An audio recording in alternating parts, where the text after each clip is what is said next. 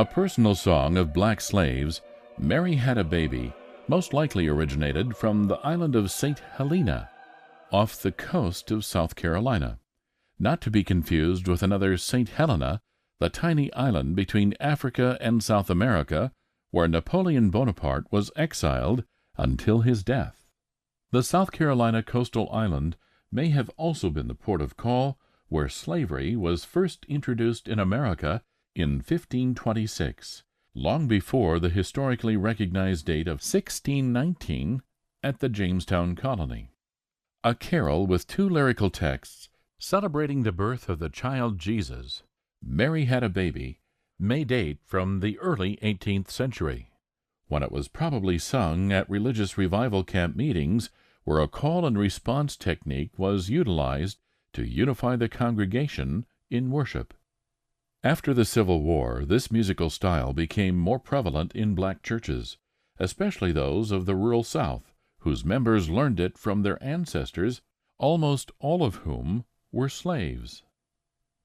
Black slaves had learned songs orally, some from attendance at church services of their white owners as a way of learning to speak English.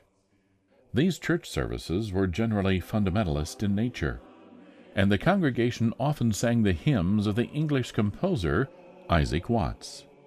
An 1820 edition of Watts' hymns circulated widely throughout the South, gaining popularity among black slaves who used its hymn text as the basis for their spirituals.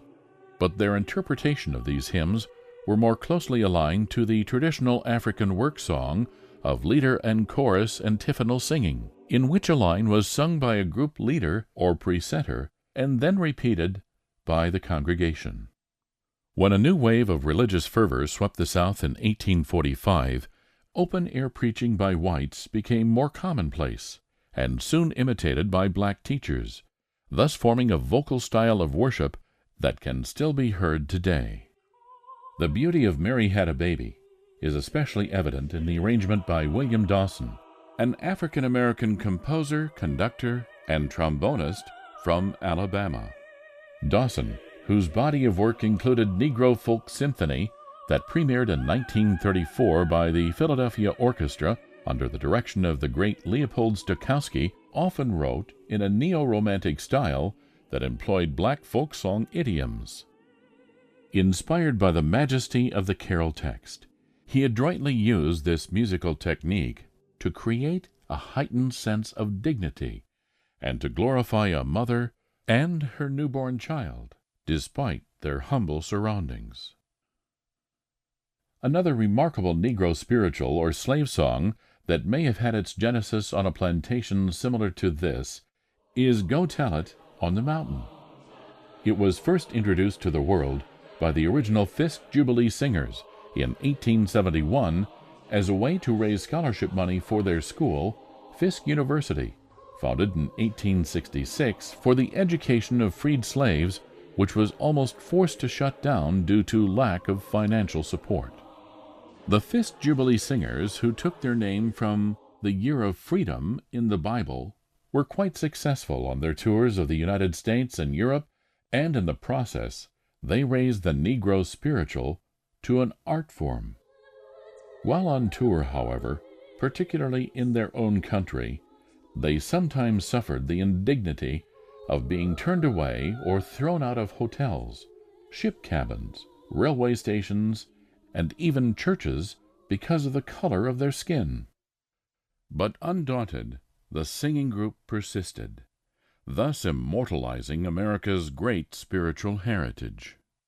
These spirituals were sung by their forebears as they toiled in the fields, or at difficult manual labor during the dark time of slavery.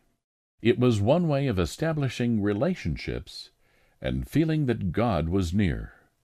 The story of Christmas, of God's Son being born as man to redeem and free man of his sins, was important in itself, and as a symbol of hope in their quest for freedom. While listening to Go Tell It on the Mountain, one might detect notes of hope and courage, as well as a sense of joy with which people celebrate the promise of a new beginning, just as poor shepherds from the fields of Bethlehem once did, as they beheld a special newborn child laying in a lowly manger.